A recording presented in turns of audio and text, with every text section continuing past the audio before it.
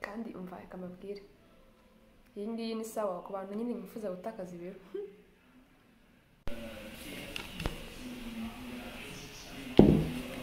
Was there any color in the sky? Did the birds still spend their time singing lullabies to the sun?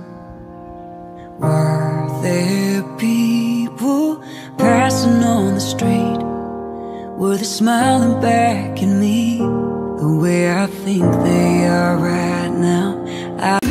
What's up, diamonds? Welcome back to my YouTube channel. Again, it's a girl Benita, and I'm back with another video for the channel. So guys, if you're new here, please welcome back, and if you're turning subscribers, so you are like beyond welcoming you. So in today's video I'm going to be preparing with you guys a simple, like a delicious, like a kinda breakfast.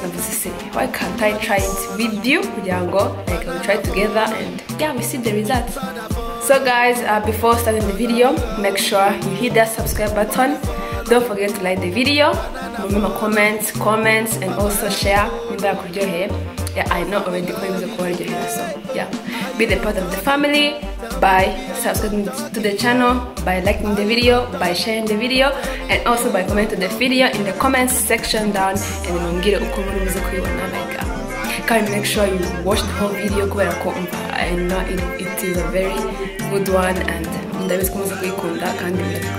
so without further ado, let's dive there. Let's quickly dive into our video. And here we tried any recipe with no cost. Nta bintu biduhenze, ibintu biduhenda like kwifata kuvuga ngo birahenze, like ibintu wawe ufite mu rugo bwawe bisanzwe kandi bikora delicious isanzwe. Let's go. Ntabwo babihenze rwose abe na gatoya, kuko umugati ni ibintu bisanzwe, bread ni ibintu bisanzwe, ketchup ariko ni byiza gukoresha ketchup ya chili irimo agasenda. Numva ko ntabwo ari ibintu bihenze, ni ibintu bisanzwe. So yeah, nibyo turi buze gukoresha kandi bikomeza kubikunda. Yeah guys, yeah, kandi hope ko mugiye kuza muzayikora nako mugiye kuyikora kugira ngo like you guys mumbwire ukuntu mwabyumvishije nyine ukuntu mwayitested, like nigute mwayitested, nigute mwumvaga imeze, kuko ndabizi ko iraza kuba aryohera. I know. Yeah guys, let's do this together.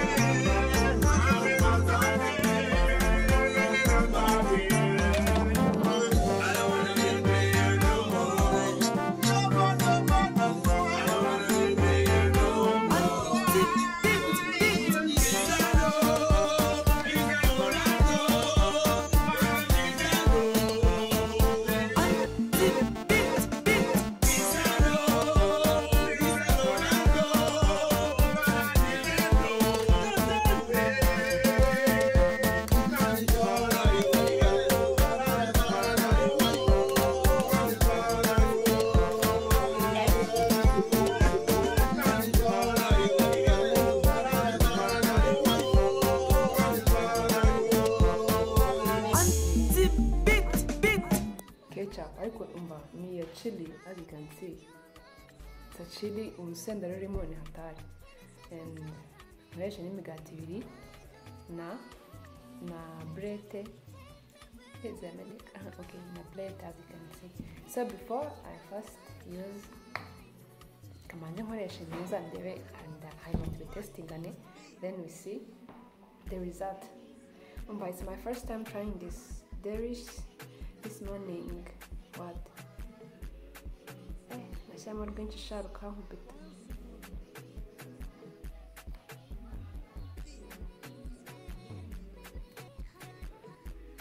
Yeah,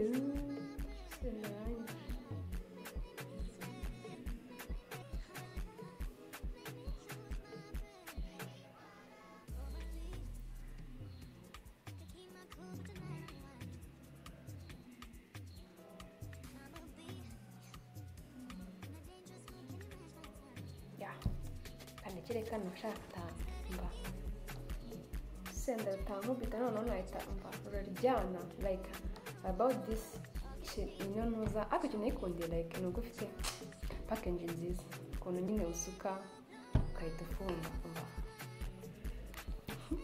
that's why naikunze.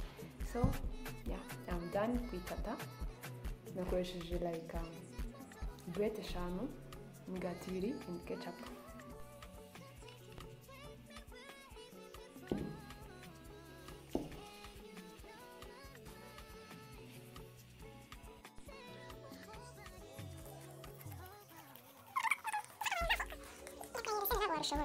Yo, abantu mukunda urusenda rwa ketchup, y'abantu allowed to DM in my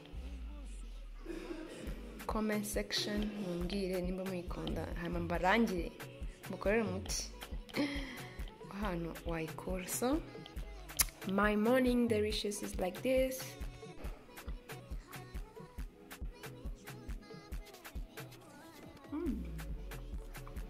Mba.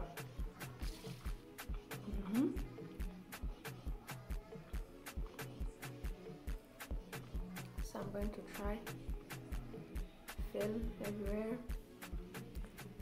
But this is my first dish to try on. Nugambe nuzanyi trying ariko yeah, hope this went go well. Kubera I'm so excited. Kandi umva ikamabwira iyi ngiyi ni sawa ku bantu nyine mwifuza gutakaza ibiro. Yeah, I can kubabwira nyine this kind of delicious cause mva mama yake. So this is it. Azimbe kono how it came out.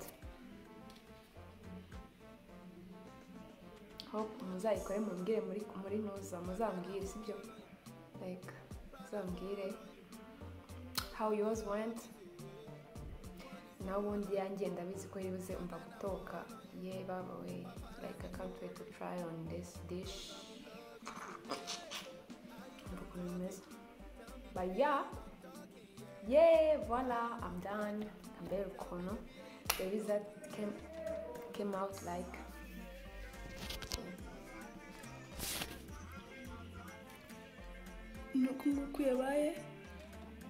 this was the result.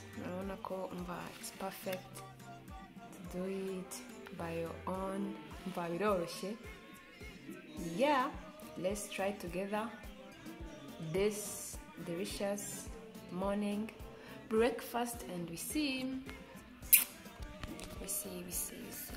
Let me a little bit take the thumbnail, okay?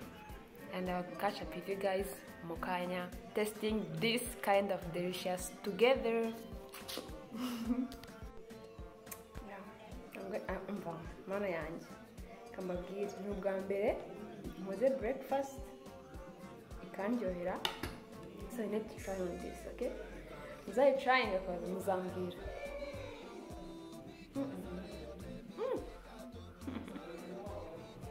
Mukabamura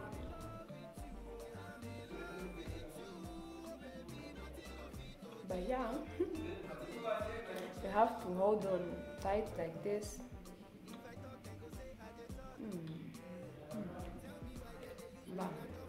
Breakfast,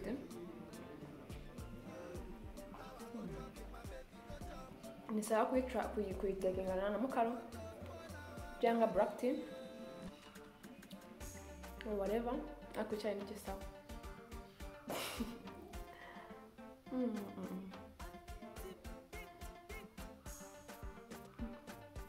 No, look at this.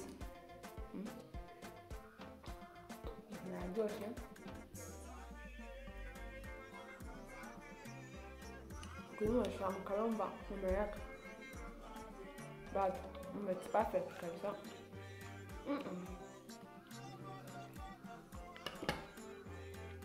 umva iraryoshye. Impamvu ko ari umuntu arya umugati rimwe cyangwa amandazi rimwe, uzajya try na kumixinga, ushyiremo umunsi, ushyiremo sosiso, jambon, blete, ya nyine witeho uzamwira urata wumva nta kintu kirengejeho. So iyi breakfast iranshimishije n'ukuri, iroroshye. Nabona ko ni umugati, ni ketchup irimo agasenda ariko niyo nziza, niyo nyine wumva ko harimo a bit different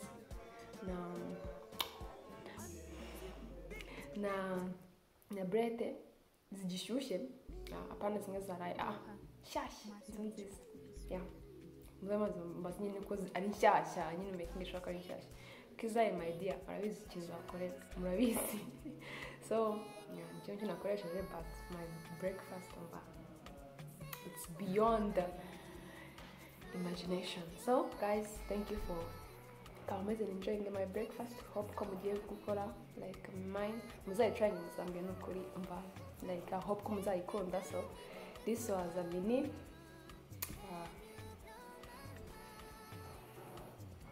mini vlog, Kela vlog. So and I decided to kuyikorana namwe, so ndabizi ko muza kuyikunda. Niba wayikunze, please give this video a thumbs up, subscribe to the channel, and also don't forget to like to comment on the video. Comment like how did you see the whole video. Can make sure you watch the whole video till this end. Unless I watch it till this end, so my business. So and also don't forget to share.